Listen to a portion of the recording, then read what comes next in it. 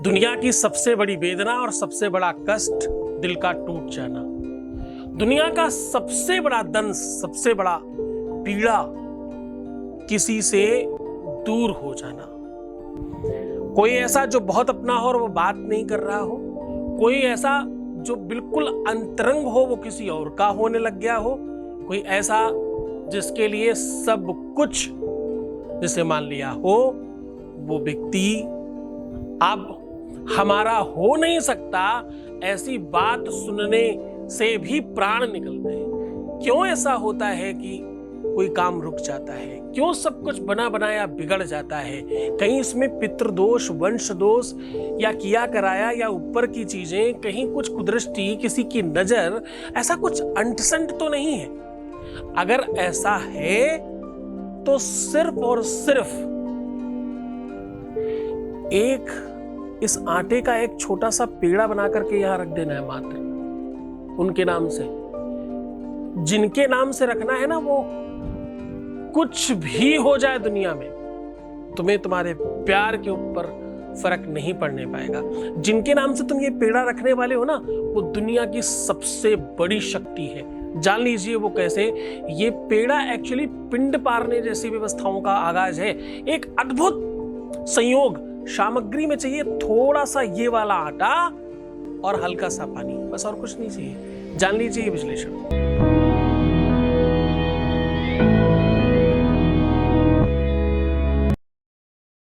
मैं आज जिस विषय पर चर्चा कर रहा हूं ये अपने आप में बहुत स्पेशल है। इसको बहुत खास तौर पर देखा गया है। आज हम कह रहे हैं कि एक स्पेशल पद्धति के अंतर्गत इस आटे को अपनी मुट्ठी का आकार बनाकर यहां रख दीजिए। इस आटे को गीला करो और मुट्ठी का आकार बना करके, पेड़े जैसा जो मुट्ठी में ऐसे बन जाए। किसी गीली चीज को आप मुट्ठी से पकड़े और वो जो बन जाए उसको यहां रख दीजिए। ऐसा करने मात्र से किया कराया तंत्र मंत्र, अगर कोई देव रुष्ट हो गया है, अगर किसी देवता का कोई श्राप है, अगर प्रीवियस लाइफ पिछले जन्मों का कोई पाप ताप आपको संकट दे रहा है, इसी जन्म में किया हुआ कोई पाप आपके दोष को बढ़ा करके आपके प्रेम को नष्ट कर रहा है, या आपके वैवाहिक जीवन को पूरी तरह से समाप्त करने के लिए किसी ने कुछ बहुत बुरा कर दिया है, या तुम्हारे प्रेम को कोई छीनने के लिए अपनी तरफ आकर्षित करने के लिए कोई तंत्र मंत्र कर रहा है, या कदाचित किसी भी तरह की कोई ऐसी शक्ति जिसको देखा नहीं जा सकता। अदृश्य शक्तियों से लड़ने का एक अद्भुत साधन बता रहा हूं। अदृश्य शक्तियों को अपने अनुकूल करने का एक साधन बता रहा हूं। अदृश्य शक्तियों से बचाने का मुहूर्त और सिस्टम और संसाधन जुटा रहा हूं आज आपके लिए। आज मैं अदृश्य शक्तियों से बचाकर अपने प्यार को अपने पक्ष में खड़ा करने का एक तरीका बता रहा हूं।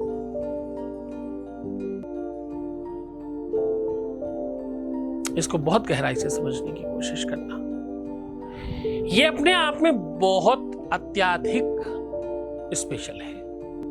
किसी आत्मा की वजह से, किसी पितृ की वजह से, किसी देव की वजह से, किसी ऋण की वजह से, माता पिता की वजह से, किसी भी ऐसी शक्ति की वजह से जिसको देखा नहीं जा सकता, तुम्हारे खराब ग्रह नक्षत्रों की वजह से, तुम्हारे प्रीवियस लाइफ या पिछले जन्म की वजह से कोई चीज गड़बड़ हुई है, उसकी वजह से कुछ हुआ है, किसी ने कुछ करा धरा दिया है जो तुम्हें मालूम नहीं, तुम नहीं देख सकते, तुम्हें नहीं पता, उसे कैसे ठीक कर सकते हैं, उसका साधन आज बता रहा हूं आपको।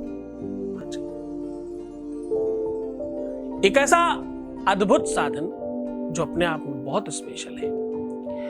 दुर्गा महापुराण में और सप्तशती के अंतराल में एक अद्भुत स्तुति है, गंभीरता से समझिएगा। आज का ये साधन, ये तरीका, ये ढंग अगर तुमने सीख लिया तो तुम समझ जाना कि विश्व में कोई भी शक्ति, कोई भी व्यक्ति, कोई भी इंसान, देव नर किन्नर गंधर्व, कोई भी ऐसा नहीं जो तुम्हारे प्यार को तुमसे दूर करने की क्षमता रखता हो। स्वयं तुम्हारा प्यार भी, ध्यान रखना इस बात का। हाँ, कुंजिका स्तोत्र नाम का एक स्तोत्र है। इसको कहते हैं साक्षात भगवान शिव ने माता पार्वती को प्रदान किया। साक्षात भगवान शिव, ऐसा लिखा है। शृणु देवी प्रवक्ष्यामि कुंजिका स्तोत्रमुत्तमम् एन मंत्र प्रभावेण चंडी जापः शुभो भवेत्। कहते हैं न कवचम नारगला स्तोत्रम कीलकम न रहस्यकम न सूक्तम यही प्रधानम च कुछ भी नहीं किया हो, कोई पाठ नहीं करे, केवल स्तोत्र का पाठ कर ले तो बोले उसका लाभ मिलता है। आज उसी ग्रंथ से निकालकर तुम्हें वो अद्भुत साधन प्रोवाइड कर रहा हूं और एक एक अक्षर का अद्भुत मंत्रों का उपाख्यान है इसमें। अंग कंग चं टन तन पम यम, एक एक शब्द में अद्भुत शक्तियों का प्रस्फुटन दिखता है।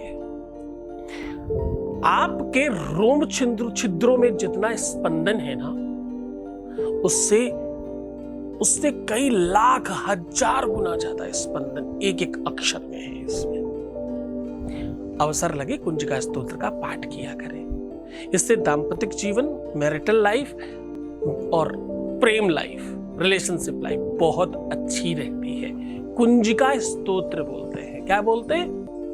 और शुरुआत कहां से होता है पता है? ये स्तोत्र, ये शुरुआत होता है शिव उवाच, भगवान शिव कह रहे हैं ऐसा बोल के, है ना।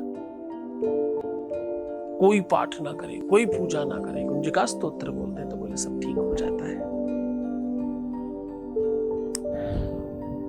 मैं ये साधन नहीं है, ये तो बीच में एक उपाख्यान है इसलिए बता दिया कि भाई ये पाठ किया करो तुम सब, अच्छा रहता है, ऐसा करना चाहिए। एक तरफ तुम पानी में डूब रहे हो और बोल रहे हो मुझे डूबने दो, मुझे डूबने दो, मुझे और डूब जाने दो, फिर कहते हो डूब क्यों रहा हूं। ऑर्डर भी कर रहे हो अपनी प्रकृति को, तो यही कह रहे हो सब खराब हो जाए, सब खराब हो जाए, सब खराब हो जाए, सब खराब हो जाए, और फिर कहते हो खराब हो गया है। तुम कह रहे हो तो होगा ना। अब समझो, तुम हमेशा अपने दुख का रोना रोते ही क्यों हो? तुम क्यों नहीं समझते तुम सबसे श्रेष्ठ हो?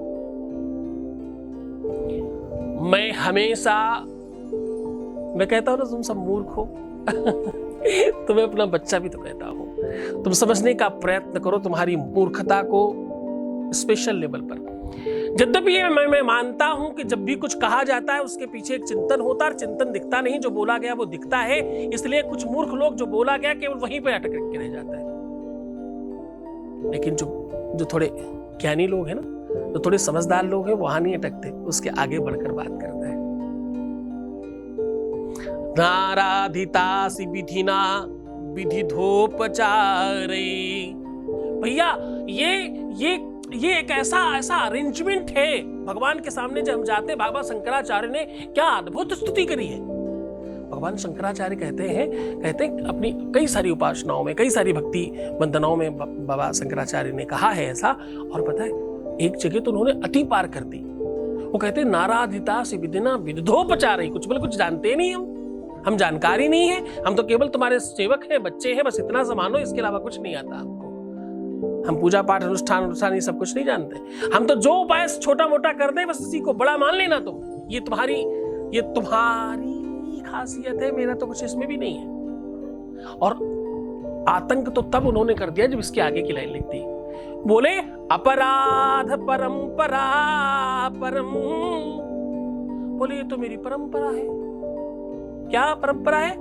अपराध परंपरा परम नहीं माता सुमपेक्षते सुतम।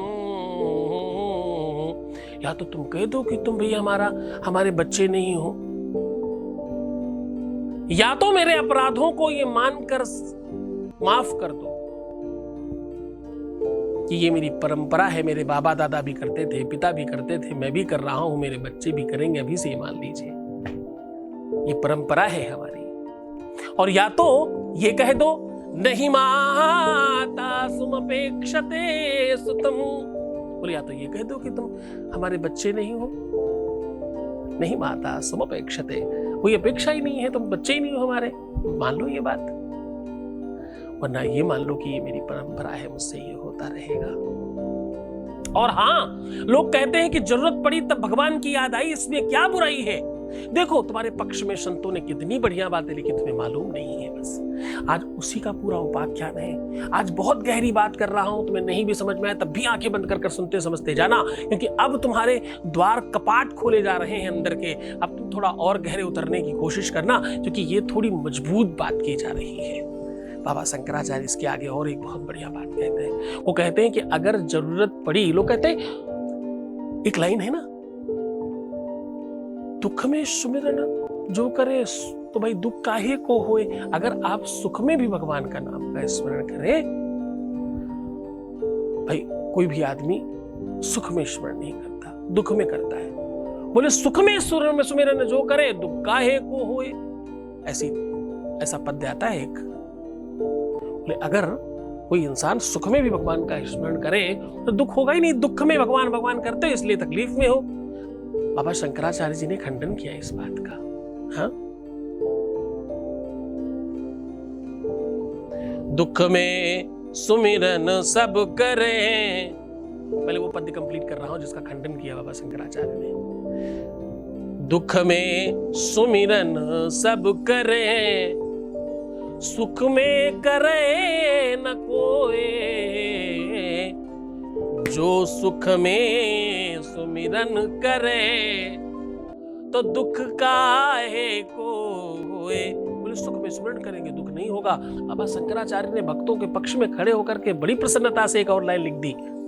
बोले ऐसा नहीं है, अगर हम दुख में स्मरण करते हैं, भूख लगने पे अपनी माँ का स्मरण करते हैं, इसमें क्या ही गलत है? इसमें कोई गलत नहीं है।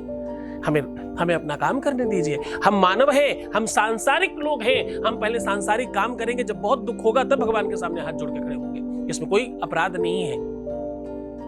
क्षुधार्ति सार्ताहम जननी स्मरन्तीम। बोले ये तो पद्धति है भाई। बच्चे को भूख लगती तब माँ की याद आती, दिन पर्यंत घूमता रहता है, खेलता रहता है। भूख लगती तो माँ करता है, इसमें क्या गलत है? ये तो प्रकृति है हमारी और हमें ऐसा ही बनाया गया है। क्षुधार्ति सार्ताहम जननी स्मरन्तीम। बोले भाई माँ की याद आती ही तब जब भूख लगती है। तो तुम अतिशय संकट में हो, अगर अब तुम्हें तुम्हारे गुरु की, तुम्हारे भगवान की याद आई है, तो भी तुम ठीक हो सकते हो। ये वीडियो तुम्हारे साथ संयोग है।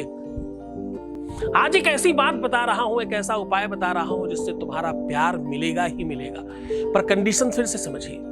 तंत्र मंत्र है तो भी, उल्टा सीधा किया कराया है तो भी, कोई भूत प्रेत पिशाच जाकनी शाकनी उल्टी सीधी चीजों की वजह से कुछ गड़बड़ हुआ है तो भी, कोई हवा बयार की वजह से हुआ है तो भी, तुम्हारी कुंडली के पितृदोष की वजह से हुआ है तो भी, वंश दोष की वजह से, नैसर्गिक दोष की वजह से, पितृण की वजह से, मातृण की वजह से, पिछले जन्मों की वजह से, इसी जन्म में किसी पाप की वजह से, किसी बुरे कर्म की वजह से, तुम्हारी कोई ऐसी बात खुल गई उसके सामने उसकी वजह से, तुम्हारी कोई बात पता चल गई उसको उसकी वजह से, तुम्हारा कोई बहुत अंतरंग चैप्टर सामने आ गया उसकी वजह से, कोई बहुत खास चीज की वजह से गड़बड़ हो गया उसकी वजह से, किसी ने कुछ सम्मोहन इत्यादि वशीकरण करके अपनी तरफ खींच लिया है, उसमें भी ये सब चीजों में ये बहुत काम करता है।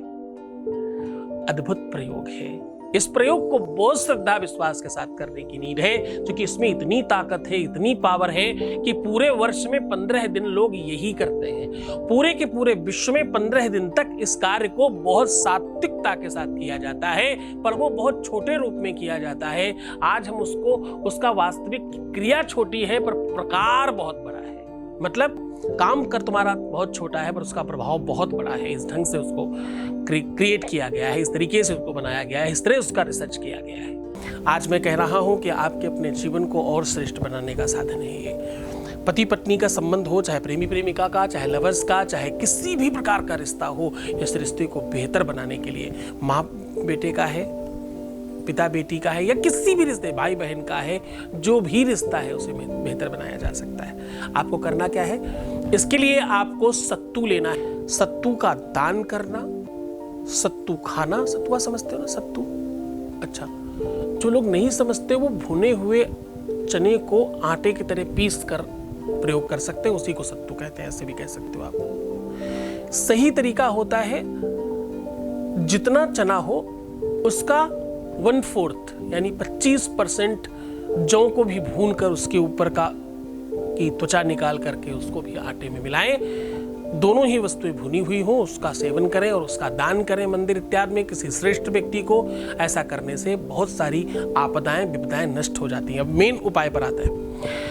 उसी सत्तू को, कोई मुश्किल चीज नहीं है, चने सब जगह मिलते हैं, केवल चने से भी कर सकते हो तुम, ऐसा कोई मुश्किल चीज नहीं है। उतना ही तो चाहिए, एक मुट्ठी भर के बराबर वो सत्तू चाहिए,